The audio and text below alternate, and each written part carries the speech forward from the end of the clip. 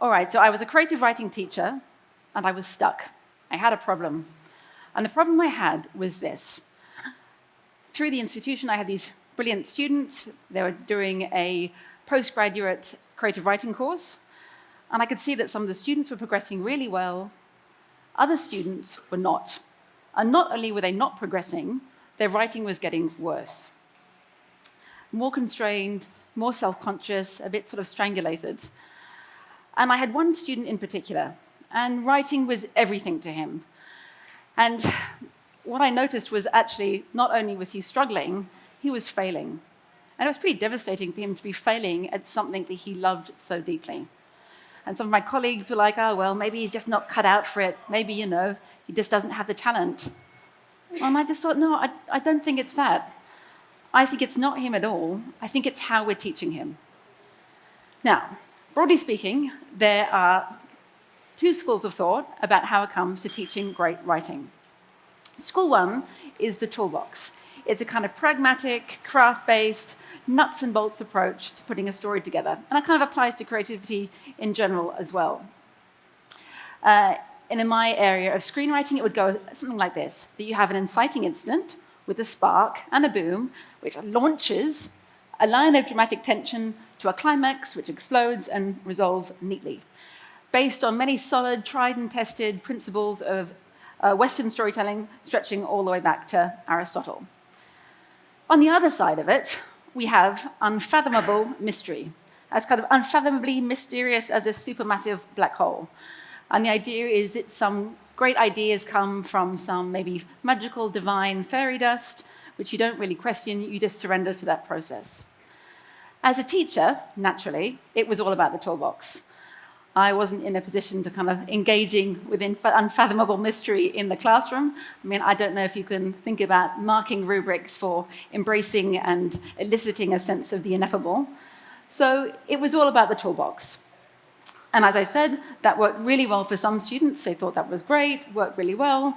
For others, there was something about that X plus Y equals Z process, the linearity of that didn't work with their creativity at all. It really had no bearing on it. And the outcome was actually quite devastating for their understanding of their creativity. Now, the thing that kept nagging away at the back of my mind was this. When I was 18, I had an amazing experience in a creative writing class. Now, I had wanted to be a writer for kind of as long as I could remember. I think about the age of 4, I was badgering my parents for a typewriter. I got it for my 5th birthday. They were both journalists, extremely prolific. They would sit away, banging away on their typewriters, output, brilliant articles. I would sit at my little yellow typewriter, and I had all these interesting ideas, kind of half-formed, hard to grasp. Nothing. It was such a struggle to get those ideas out onto the paper. Yes, I was 5, of course. But still, it was horrible, really horrible, strangulated, difficult process. And my parents were like, but you're good at other things. You love animals, be a vet. And I was like, well, I don't want to be a vet. I understand my life through stories, through books. That's what makes meaning of this strange world for me, is story. I want to be a writer. And it continued, struggle, difficult and ugly. And then I got to university, and I was in a creative writing class, run by this extraordinary, formidable poet. She was writing a kind of poem, it was a psychosexual poem set in ancient Egypt. And she was extraordinary. Anyway, one day she came in, and she plonked the cassette recorder down, and she said, you are all going to start writing when the music starts, and your pen cannot stop moving until the music stops. And in those 40 minutes, I wrote more than I had in 14 years. It was a strange thing to describe, but it was a weird kind of out-of-body experience where this portal did open onto this completely different source of ideas. And it was kind of quite transformative for me to think, yes, I do have access to this other kind of repository of imaginative ideas. And it did feel distinct. It was my particular imaginative and artistic experience of the world, but it was material. I'd never written anything like that before, and I'd never had an experience where the material had flowed so freely. So then there I was, all those years later, as a screenwriting teacher, thinking, well, can this apply? Can this work in the screenwriting classroom? Now, 2 things were stopping me. First one, it was actually quite a profound, almost kind of spiritual experience that I had in that creative writing class that day. And I thought, is it just going to sound a bit woohoo, this kind of mystical channeling? I opened the portal and down came the ideas, and it didn't seem to fit with, because writing, I do believe, is about hard work and skill and graft. That was the one thing. The other thing, and I was just thinking also, screenwriting is all about those nuts and bolts. It is about craft. It's a highly industrialized form of writing. It is about, the 3-second elevator pitch. It's about scenes, turning points, crises. And I thought, how, again, is free writing going to work in that? Anyway, as luck would have it, one day I was reading the paper, and I came across an article by William Friedkin. It was an interview with him. I'm not sure if any of you are familiar with William Friedkin. He's an extraordinarily brilliant film director. He's directed things like French Connection, The Exorcist, a film, by the way, for those of you that haven't seen it, once you see it, you can never unwatch. And the interview was entitled, "If I Hadn't Been a Film Director, I Would Have Been a Serial Killer." Terrifying. So I thought, naturally, I have to read this. And in it, William, that's how I know, William was talking about the playwright Harold Pinter and Harold Pinter's experience of writing. This is what he said. He told me that with a birthday party, one day he woke up and the characters just came through the door. It was as if it was dictated to me, he said. He opened himself to his unconscious. And that was exactly the experience I'd had in that creative writing classroom. It was as if that portal had opened. And so I thought, well, then maybe there is scope, there is way. William Friedkin, brilliant filmmaker, I can use that in the screenwriting classroom. It has currency and can be used. Now, I'm an academic, very cautious by nature, so I thought I'll do a bit of research, and I read everything I could on the unconscious in film, and particularly in screenwriting. And I read extraordinary things. I mean, the amount of practitioners and filmmakers and screenwriters that were all talking about the power of the unconscious. Alan Ball, David Lynch wrote a book about it, David Mamet, incredible range of people. And also it was broader than that. There were poets, artists, and that great creative goddess herself, Patti Smith, was talking about it. And even broader still, there were mathematicians, scientists, all these people talking about the really critical power and importance of the unconscious in their creative process. And so I thought, well, this is great news. But again, I'm a teacher. How does all of these proliferation of kind of practitioner accounts and filmmakers, how does that actually work in the classroom? Because, it's the unconscious. It's not something you kind of want to go raging in there without having a few kind of safety principles in place. What if students engage in things they don't want to in their unconscious? So, as luck would have it, I thought, well, I was also looking to do some research at the time. And I thought maybe out of the crisis of this complete lack of research, I can do some research myself.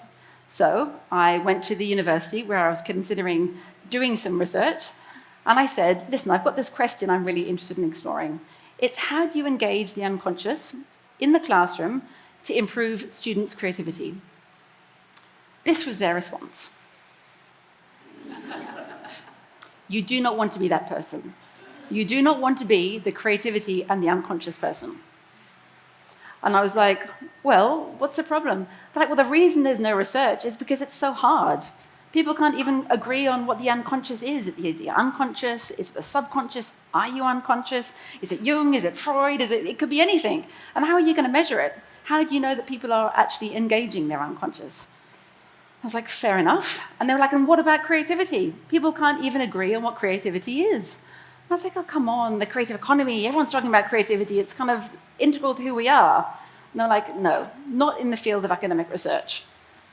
Now, we can't see this. This is a quote, and it's a quote by Arne Dietrich, and I'm going to have to read it because it hasn't come through on this thing. And he said, it's my magical, mystical moment. He said, you cannot intuit the black page. So we know next to nothing about how the brain generates creative ideas, with the result that creativity has become a hotbed for useless piffle and nebulous fluff. Now, Arne Dietrich is kind of the leading brilliant neuroscientist. And I was like, oh, okay, he's got a point. He's flawed me. But then I thought, do you know what, sod it, it's too important. I've got all these students who are kind of grappling, brilliant students who are failing in a system because the way that we're engaging with creativity is so narrow. And that's because scientists and all these fantastic academic researchers are scared and nervous about going into an area that is extraordinarily complex. But the more we move away from that, the more we think, that's too weird and hokey and we don't know what's going on and that's too big, the more it's going to stay this Mysterian mystery that we can't understand, and the less likely it is that people like me are going to be able to engage with it safely in the classroom. So I thought, okay, I'm going to head in there. I changed universities. I found a really great group of supervisors and people who were right behind it, really into creativity, and I began my research. And it's an area I've been researching now for 7 years.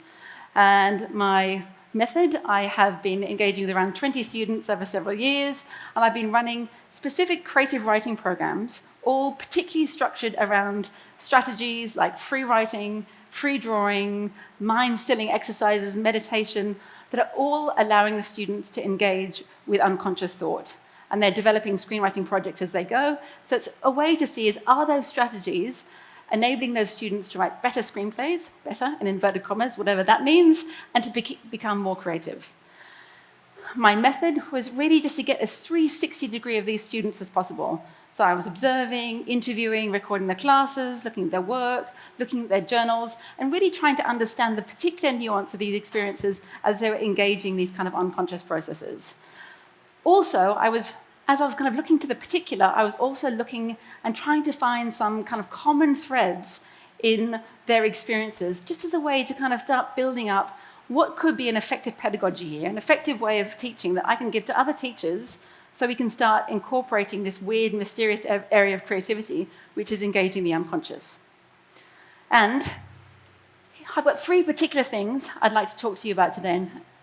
Now, the first thing I think to think about is that 95% of cognition is unconscious.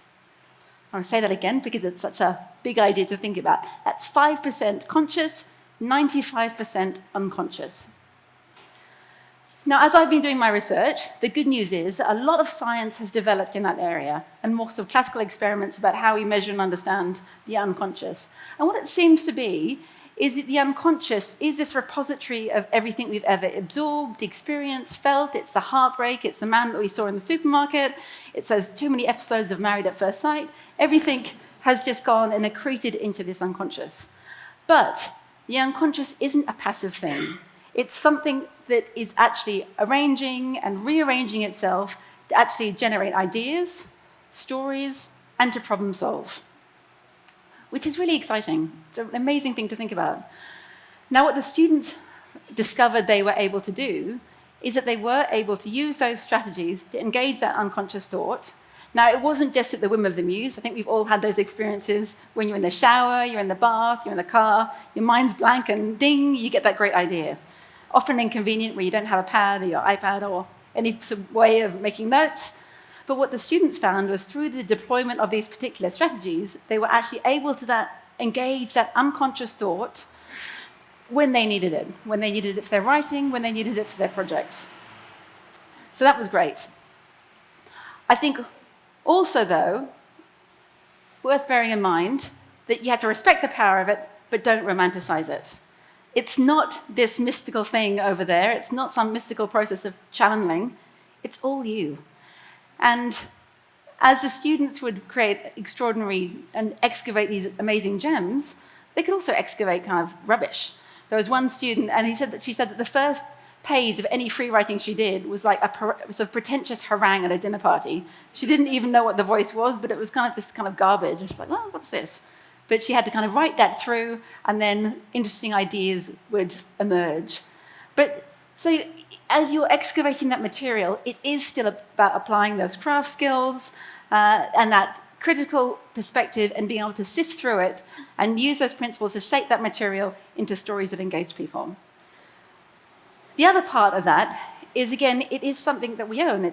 There are our unconsciouses and it's our experiences and everything that we've done. So it's being a little bit more conscious, pardon the pun, of what we're absorbing. That, memo to self, if you watch hours of cat videos and, makeup tutorials and maths, that's what's going to be in there. So it is about thinking about, reading widely, viewing widely, living widely, and having those kind of more thoughtful, judicious experiences that you can actually consciously think about how you're using that extraordinary repertoire this kind of generator and incubator of great ideas. So that was point one. The other thing to think about is this. We've really lost the art of being quiet and still. And I was really aware during the research, thinking about some of the artists and novelists and filmmakers that I really admire, that one part of the process which is absolutely critical is just doing nothing. Mulling, wandering, going for walks, chatting with friends, but just not doing anything in particular, sitting on long train journeys where you're not on a device. Extraordinary.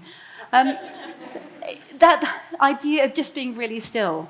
And if you think about how we do use our time now, we get home, we've got the iPad, we've got our phones, we've got our devices, sometimes there's an Xbox, sometimes there are headphones. We're in a constant state of cognitive overload, right? There's so much noise. Where are we going to find those moments to just be quiet and to be still? And that is a critical part of you being able to access and engage those unconscious processes, just being still. So I encourage everyone, and it's not through using kind of a being quiet app or an app that cancels out other apps. It is just put the phone away and just be still, allow those waters to settle and see what emerges. Final thing, last point, is it's being confident in the power of this extraordinary capacity that we have and to use it. So the student I mentioned at the beginning of the talk, he participated in the study, and in one of a particular free writing sessions, he wrote this extraordinary story. It was a 20-minute sort of brain dump, and he wrote this incredibly moving, well-structured short story about a moment, an experience he had when he was around 8. And everyone in the class was like, what the hell was that? Where did that come from? He was like, I don't know. It wasn't like I had some kind of short story in my back pocket ready to give to the class. It was something he hadn't even thought about in kind of 10 years. And it was an amazing moment. And I spoke to him after class. And again, by the way, the caveat of not romanticizing it, that was quite unusual, brilliant as it was. So I touched base with him after class, and I said, well, how was that? And he said it was amazing. And it made me remember that I could write. And I was thrilled for him, and that anchor dropped deep, and his confidence remained, and he's now a really successful screenwriter. But for me as a teacher, it was also a bit heartbreaking, because I thought, why should he have to remember that he can write in a creative writing class? Why are we having to recover our students' creativity from the experience of education? So for me then, it really became about changing profoundly the way I taught and engaged with creativity in the classroom. And fundamental to that was recognizing that every student is different, and we all have very different ways of expressing and understanding and engaging creativity. Not just the very narrow mold that's convenient to mark, or convenient to measure, or convenient to understand. And I'm sure there are people here today in the audience who've had similar experiences where you may have dismissed or diminished your own sense of creativity because either the classroom or the workplace or the family or the friends you're in didn't understand or get your particular lane or strain or way of being creative. So it needs to change. We really need to look at the processes that we have got in place, whether it's in the classroom, through funding agencies, in the workplaces, to actually think, let's embrace creativity on all its complex and amazing glory. Because it's just too important. We've all got this amazing access to this repertoire, this reservoir of rich ideas, and the nuggets that we can draw from that have the capacity to bloom into extraordinary stories, ideas, solutions to problems that kind of cross oceans and connect us as human beings and solve some of the problems and solve some of the big mess we found ourselves in. And I think you'll agree that we've never needed our creativity more, and we've never needed all our creativity more, just not the convenient bits. So what I'd like to leave you with today is you have got this extraordinary repository, this incredible creative unconscious to use and to draw from, so please use it. Thank you.